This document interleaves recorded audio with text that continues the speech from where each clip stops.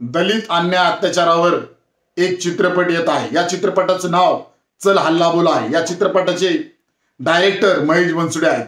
मध्यंतरी याच महेश बनसोडे यांनी माझी भेट घेतली होती।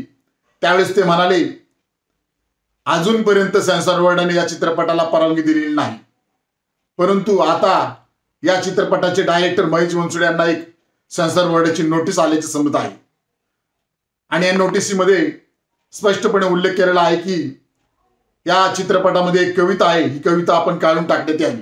परंतु यानंतर या पिक्चरचे डायरेक्टर, चित्रपटाचे डायरेक्टर महेश बनसोडे यांनी सेन्सॉर बोर्डाची भेट घेतली आणि त्यांना सांगितलं ही कविता कवी नामदेव ढसाळ यांची आहे।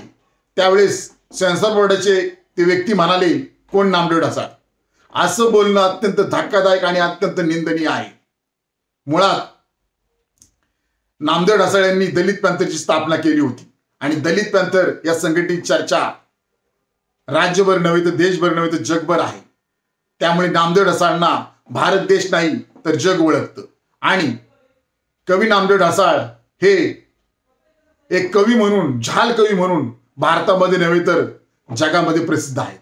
त्यामुळे असं बोलणं अत्यंत धक्कादायक, अत्यंत निंदनीय आहे। परंतु माझं तर मत असं आहे, भारतीय जनता पार्टी सरकार आल्यापासून अशा गोष्टी घडताना दिसत आहेत। एका दलित साहित्यिकाला कोण नामदेव ढसाळ आहे असं बोलणं हे भारतीय जनता पार्टीच्या सरकारच्या कारकिर्दीतच होऊ शकतं असं आम्हाला स्पष्टपणे वाटतंय।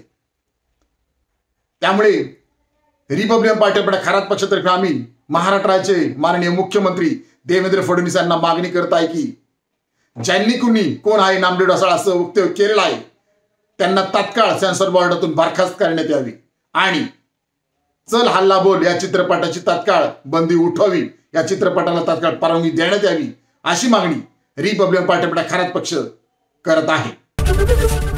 एबीपी माझा, उघडा डोळे बघा नीट।